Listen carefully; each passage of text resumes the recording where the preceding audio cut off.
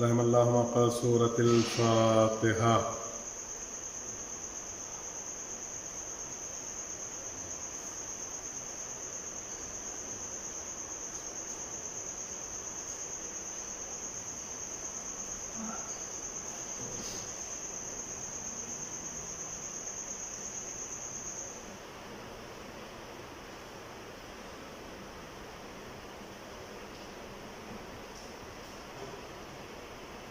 اللہم صل علی محمد وآل محمد۔ حسبنا اللہ ونعم الوکیل، نعم المولا ونعم النصیر، ما شاء اللہ لا حول ولا قوة الا باللہ العلی العظیم۔ اعوذ باللہ من الشیطان اللعین الرجیم، بسم اللہ الرحمن الرحیم۔ الحمد للہ رب العالمین والعاقبۃ للمتقین والجنۃ للمؤمنین والنار للعاصین والکافرین والمنافقین والمشرکین والحاسدین والظالمین، والصلاة والسلام علی رسول الثقلین محبوب رب المغربین والمشرقین، جد الامام الحسن والحسین، سیدنا و مولانا ابی القاسم محمد۔ اللہم صل علی محمد وآل محمد۔ اما بعد فقال اللہ سبحانہ تبارک و تعالی فی القرآن الکریم وہو اصدق الصادقین وقولہ الحق۔ بسم اللہ الرحمن الرحیم۔ یا ایتھا النفس المطمئنہ ترجعی الی ربک راضیۃ مرضیہ فادخلی فی عبادی وادخلی جنتی۔ صلوات۔ اللہم صل علی محمد وآل محمد۔ عزاداران سید الشہداء، برادران ایمان اسلامی، بزرگان قوم و ملت اور وہ افراد جو جستجوء حق میں سرگرداں ہیں اور متلاشی حق ہیں، آج 1442 ہجری کا آغاز ہو چکا ہے، اور حسب دستور جو ہمارے یہاں ہمارے بزرگوں نے ہمیں عقیدے کی تمام تر رسومات ہم تک پہنچائی ہیں، ان کو باقی اور جاری و ساری رکھنے کے لیے ہم اس دن کا بڑی بے صبری سے انتظار کرتے ہیں۔ دنیا میں بہت سے لوگ ہیں جو ہر طرح سے اپنا سال کے پہلے دن کا اپنے اعتبار سے ہر مکتب فکر اس کو جشن کی صورت میں مناتے ہیں، لیکن پوری دنیا میں ایک لوتا تنہا مکتب اور تنہا قوم اور تنہا فقہ جعفریہ پاسداران ازا ہے جو سال کے پہلے دن کو غم سے مناتے ہیں۔ شمسی اعتبار سے جب سال کا آغاز ہوتا ہے تو لوگ خوشی کے عالم میں، جشن کے عالم میں شاہراہ پر آ جاتے ہیں، یا گھروں میں بھی ہوتے ہیں تو وہ جشن مناتے ہیں، اور شریف النفس والدین، باوقار، سرپرست اور وہ افراد جو کفیل ہوتے ہیں، وہ ذہنی اعتبار سے کچھ وقت کے لیے پریشان ہو جاتے ہیں کہ نہ جانے آج کی شب ہمارے بیٹے ہماری بیٹیاں کہاں ہیں، کس مقام پر ہیں. کہیں ایسا تو نہیں ہے کہ وہ جشن کے عالم میں مدہوش ہو گئے ہوں، کہیں ایسا تو نہیں ہے کہ نشہ کر لیا ہو، کہیں ایسا تو نہیں ہے کہ وہ کھو گئے ہوں، کہیں ایسا تو نہیں ہے کہ وہ اپنے مقصد کو فراموش کر چکے ہوں. لیکن اللہ رب العزت کا یہ احسان ہے، کرم ہے عزاداران سید الشہداء کے اوپر اور محبان امام عالی مقام حضرت ابا عبداللہ الحسین علیہ السلام کے اوپر، کہ آج کی تاریخ میں جو والدین اپنی اولاد سے ممکن ہے سال میں نہ جانے کتنی بار پریشان ہوتے ہوں کہ کہاں رہ گئے ہیں، لیکن جیسے ہی ہمارے یہاں سال کا پہلا دن آتا ہے تو ہر والدین ماں باپ مطمئن ہو جاتے ہیں کہ ایام عزا کا پہلا دن آ گیا ہے، سال کا آغاز ہو گیا ہے. ہمارے بچے کہیں عزا خانہ سجانے میں لگے ہوئے ہوں گے، ہمارے بچے کہیں ماتمداری میں لگے ہوئے ہوں گے، ہمارے بچے کہیں پرسہ دینے میں ہوں گے، ہمارے بچے کہیں تقسیم میں تبرک میں ہوں گے، ہمارے بچے کہیں کسی خطیب وائز عالم کو سن رہے ہوں گے، ہمارے بچے کسی عزا خانے میں ہوں گے. یہ سکون کا سبب لے کے آتا ہے والدین کے لیے. ظاہر سی بات ہے کہ یہ لاک ڈاؤن ہے، ایک وبا پوری دنیا میں پھیلی ہوئی ہے، جس کی طرف ہمارے علماء، ہمارے مناجین اکرام، اللہ رب العزت ان سب کو سلامت رکھے اور ان کا سایہ ہمارے سر پر قائم و دائم رہے، وہ مستقل طور پر ہم کو پند و نصیحت فرما رہے ہیں اور باز فرما رہے ہیں اور متنبہ کر رہے ہیں کہ ہم کو کیسے اپنے امام کا پرسہ دینا ہے ان حالات میں. اور ہمارے حکومت میں جو حکمران ہیں وہ بھی ہم کو متنبہ کر رہے ہیں، وہ بھی بتا رہے ہیں، اس لیے کہ زندگی ہے تو آئندہ برس بھی ہو جائے، لیکن ہم یہ دل کو تسلی نہیں دے پا رہے ہیں، اس لیے کہ ہمارا مقصد حیات اور ہمارا سرمایہ حیات جو ہے وہ فرش عزا پر بیٹھ کر گریہ کن کیفیت میں حضرت سیدہ طاہرہ عابدہ راضیہ مرضیہ سلام اللہ علیہا کے لال کو پرسہ دینا ہوتا ہے. جس آیہ کریمہ کو میں نے اپنی گفتگو کا اس عشرہ محرم کے لیے تلاوت کرنے کا شرف حاصل کیا ہے، وہ مشہور زمانہ آیت ہے، بڑی معروف ہے.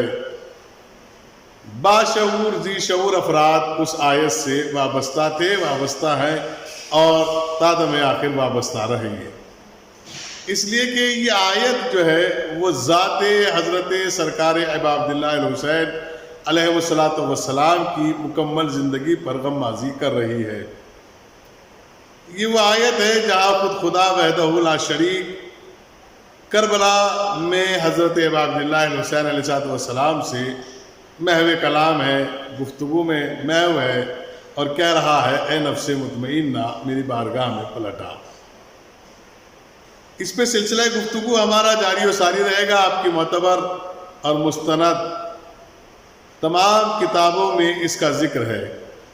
تاریخ کربلا ایک عنوان بھی ہے، تاریخ کربلا ایک پیغام بھی ہے. تاریخ کربلا ایک ایسا اہم موضوع ہے کہ جس پر پوری دنیا بھی مل کر گفتگو کرے تو شہداء نے کربلا کو خراج عقیدت کا حق پیش نہیں کر سکتی.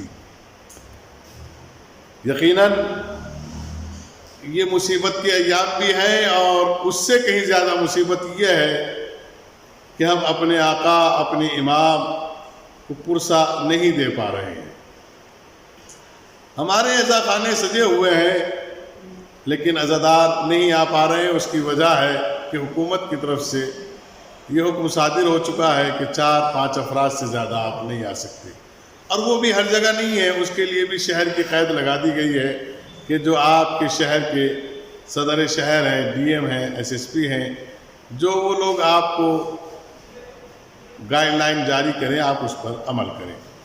لیکن اس موقع پر ہمارے لیے اتنا کافی ہے کہ ہم اپنے اہل خانہ جو ہمارے گھر کے افراد ہیں، جس گھر میں ہم ہیں اسی گھر میں ایک فرش عزا بچھائیں اور اسی گھر میں مرثیہ ہو اور اسی گھر میں جناب زینب سلام اللہ علیہا اور جناب حضرت سرکار غازی ابوالفضل عباس علمبردار اور حضرت سرکار امام عبداللہ الحسین علیہ السلام جیسی شخصیتوں پر ہمیں گفتگو کرنی چاہیے، تاکہ ہمارے بچوں کو پتہ چلے کہ ہم کس تاریخ سے وابستہ ہیں۔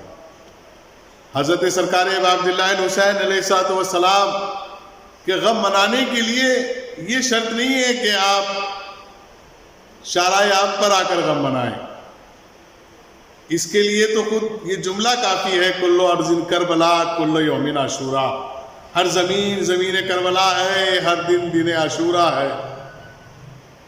ہاں، آپ کے احساس میں شاید اس غم میں کوئی برابری میں شریک نہ ہو سکے، اس لیے کہ یہ غم روح سے وابستہ ہے، یہ غم دلوں سے وابستہ ہے، یہ غم ذہنوں سے وابستہ ہے، یہ غم فطری غم ہے جو خدا وحدہ لا شریک نے عالم ارواح سے ہمارے ساتھ منسوخ فرمایا ہے۔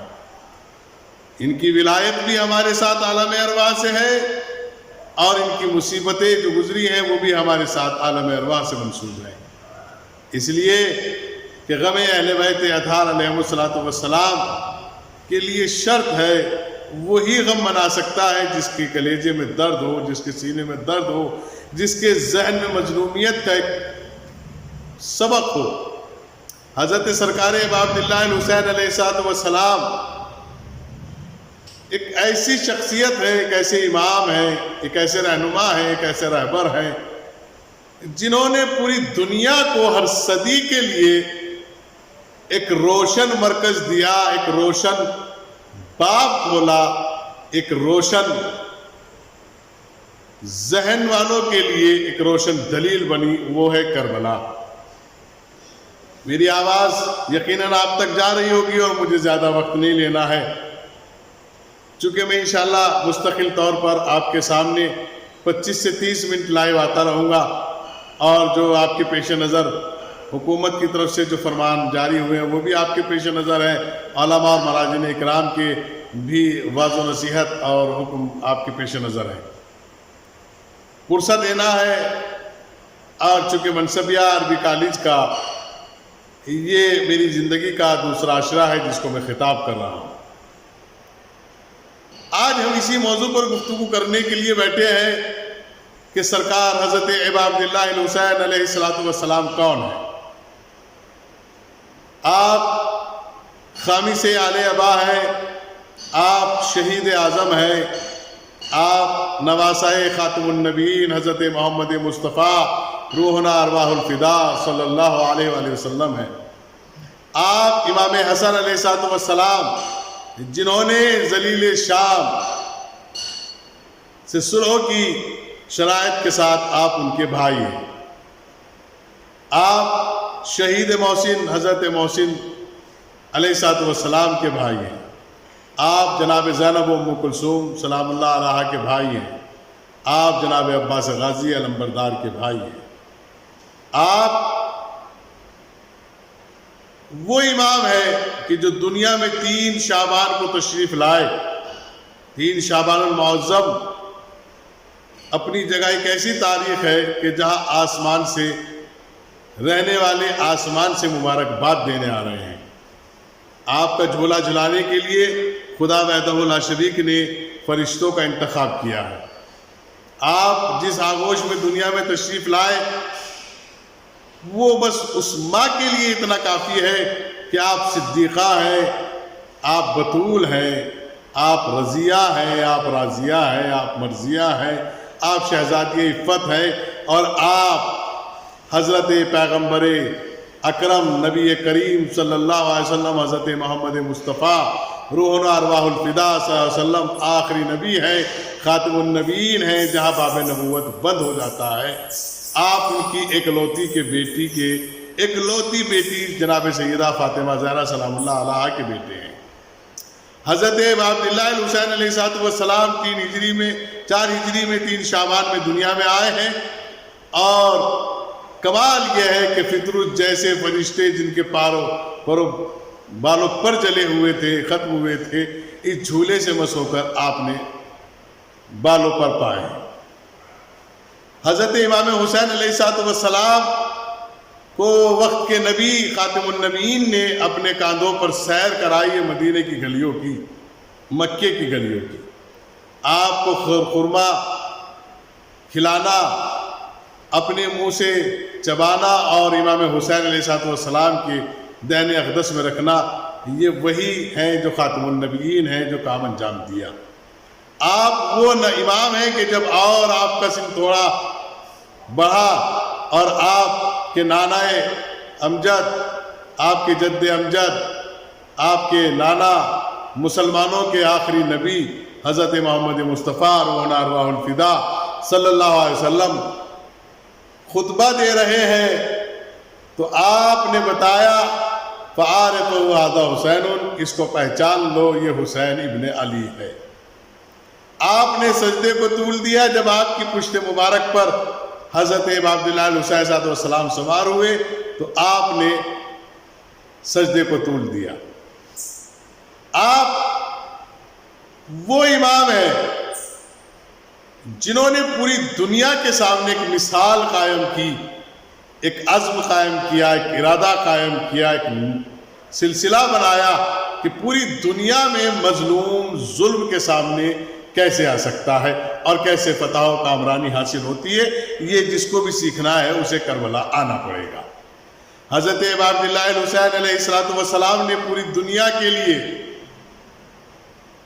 ایک ایسا سبق دیا ہے کہ کائنات میں جہاں جہاں تک بھی آپ جائیے گا، جہاں جہاں بھی مظلوم کے اوپر ظلم ہوتا ہے اور جب مظلوم فاتح ہوتا ہے تو وہ اپنی تاریخ زندگی میں، سوانح عمری میں، اپنی لائف ڈائری میں لکھتا ضرور ہے کہ میں نے مظلوم ہونے کے ناطے ظالم سے مقابلہ کرنے کا سبق اگر سیکھا ہے تو یہ کربلا والوں سے سیکھا ہے.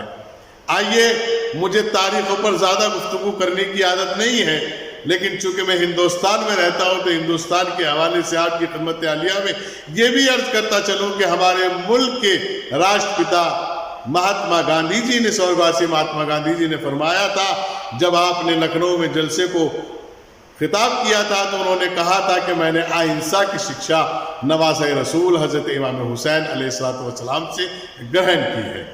یعنی میں نے امام حسین علیہ السلام سے یہ سبق سیکھا ہے کہ ظالموں سے کیسے مقابلہ کیا جاتا ہے.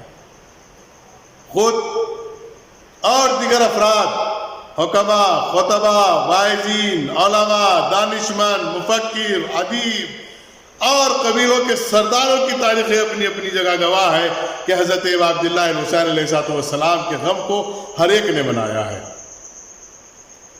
دریا میں رہنے والے وہ جانور جن سے شاید آپ بہت کم واقف ہوں، وہ بھی اس غم میں شریک ہیں. آسمان پہ رہنے والی مخلوق بھی شریک ہے. کبھی آپ کو وقت ملے تو ایک کتاب شائع ہوئی تھی، ٹریجڈی آف کربلا، جو جناب ایس ایم جعفری صاحب نے لکھی تھی.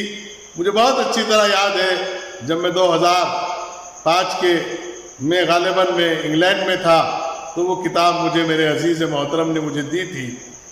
اس کتاب میں یہ باتیں درج ہے کہ آج بھی آسمانوں کے اوپر اگر گریا کی آواز آتی ہے تو وہ کربلا والوں کی ہے.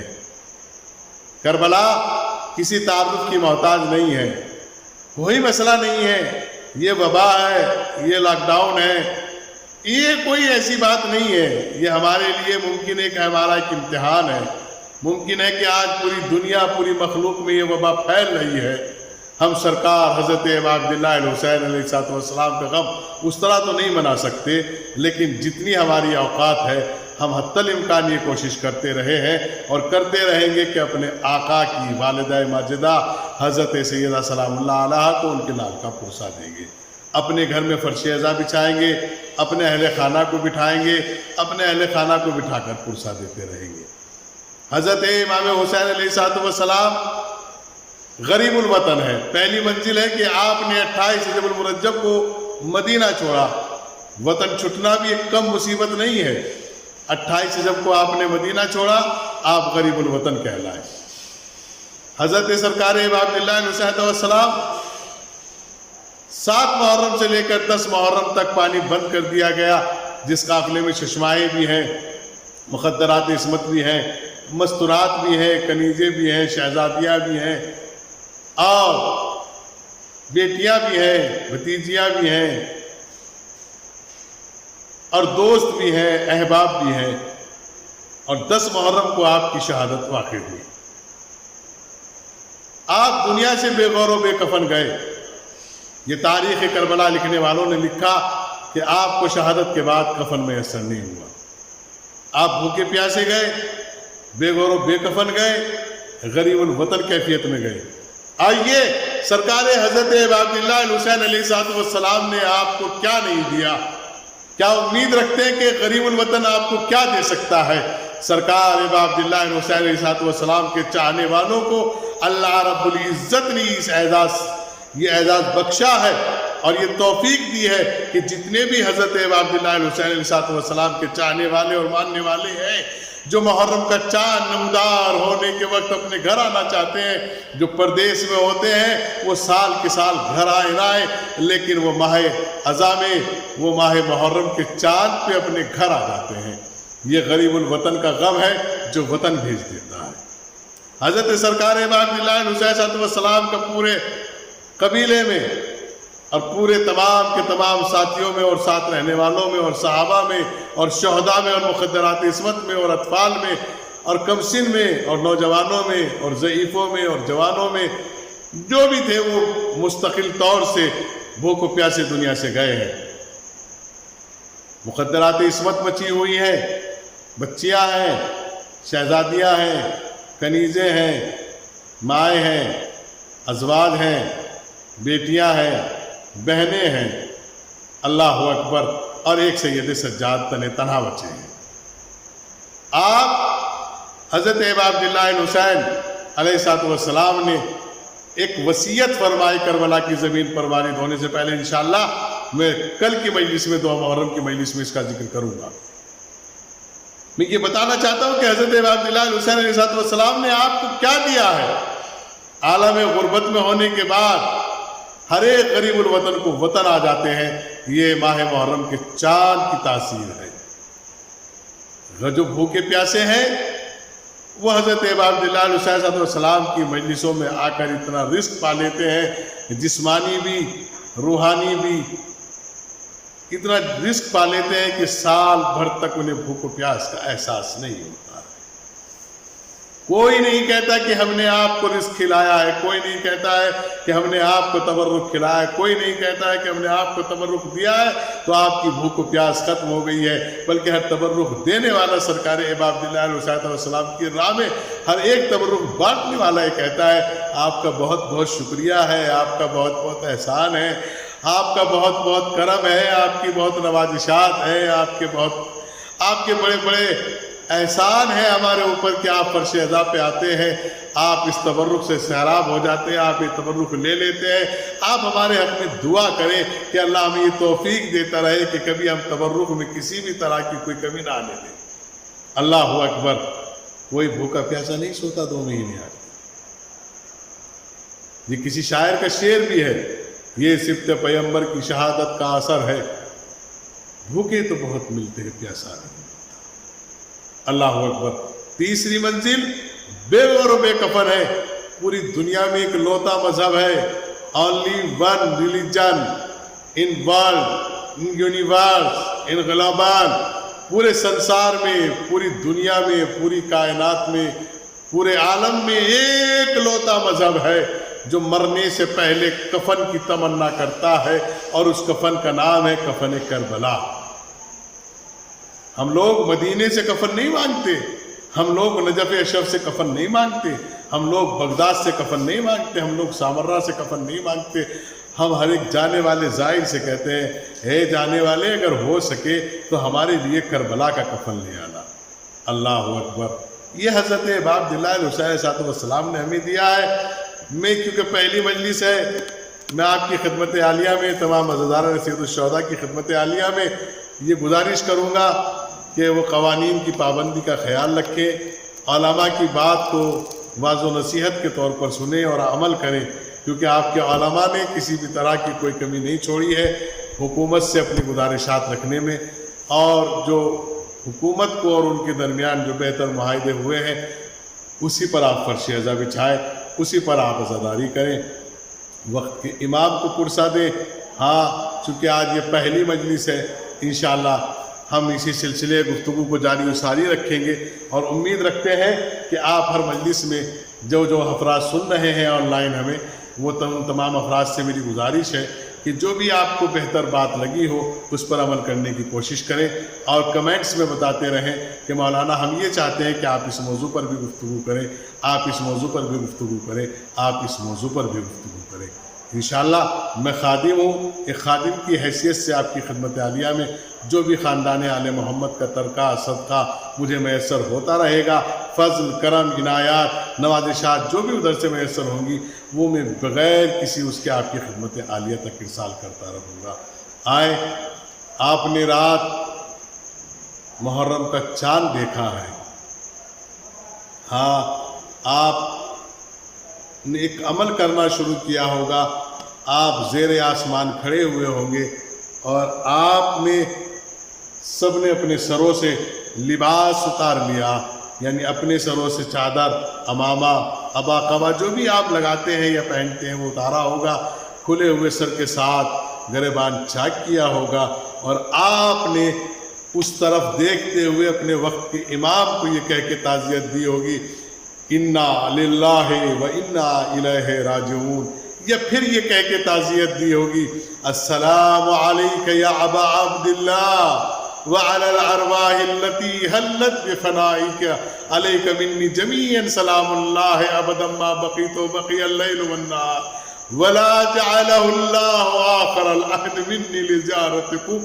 السلام علی الحسین وعلى علي بن الحسين وعلى أولاد الحسين وعلى أصحاب الحسين۔ اللہ اکبر۔ آپ نے اپنے بام خانہ، آپ نے اپنے گھر کی چھتوں سے چڑھ کر امام کے وقت کے امام کو پرسا دیا ہوگا، ان کے جد امجد کا اسی امام کو پرسا دیا ہے نا آپ نے، جو میرا آخری امام زیارت ناہیہ میں ارشاد فرما رہے ہیں میرا سلام ہو اس جد امجد پر جس کا لاشا نہ زین پر تھا نہ زمین پر تھا۔ آپ نے انہی امام کو سلام اور تعزیت پیش کی ہے نا، انہی کے جد کا پرسا انہی امام کو دیا ہے نا آپ نے، جو پردہ غیبت میں منتقم خون حسین کی حیثیت سے اپنے بہتے ہوئے خون کے آنسوؤں کے ساتھ آپ کی فرش ازا کو دیکھ رہا ہے کہ اس سال میرے جد کے چاہنے والے کتنے پریشان ہیں، جو میرے جد کا پرسا دینے کے لیے دور دراز سے آیا کرتے تھے، ملکوں سے آیا کرتے تھے، پردیس سے آیا کرتے تھے۔ اللہ اکبر، اللہ اکبر، اللہ اکبر۔ یہ بڑی مصیبت ہے کہ اگر کسی کے گھر میں کوئی جنازہ ہو اور اس کا کوئی اٹھانے والا نہ ہو تو کیا مصیبت گزرتی ہے۔ میں اس بات سے اپنی بات پہنچانا چاہتا ہوں، شاید حکومت تک پہنچ جائے، شاید عہدیداران تک پہنچ جائے، شاید صاحبان نفس انسانیت تک میری بات پہنچ جائے۔ ہاں میری ایک گزارش ہے، میری ایک تمنا ہے، میری ایک التجا ہے، میری ایک اپیل ہے، میری ایک ریکویسٹ ہے۔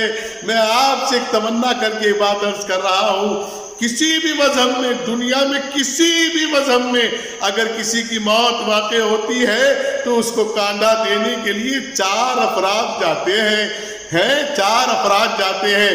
اللہ اکبر۔ کیوں جاتے ہیں؟ اس لیے کہ ایک جنازے کو اٹھانے کے لیے 4 حصے ہوتے ہیں، 2 اگلی جانب، 2 پچھلی جانب، 2 آگے کے حصے، 2 پیچھے کے حصے۔ انہیں 2 آگے سے اٹھاتے ہیں، 2 پیچھے سے اٹھاتے ہیں، اور ہر مذہب میں باقاعدہ جب جنازہ اٹھتا ہے تو وہ 4 لے کے جاتے ہیں۔ میری آپ سے گزارش ہے، یہ شاید آپ اس کو تہوار سمجھ رہے ہیں، مجھے نہیں معلوم ہے کیا سمجھ رہے ہیں، لیکن میں آپ کی خدمت عالیہ میں یہ عرض کروں، ان عزا خانوں میں 72 کے لاشوں کی شبی جلائی جاتی ہے، ان عزا خانوں میں 72 کے جنازوں کی شبی اٹھائی جاتی ہے۔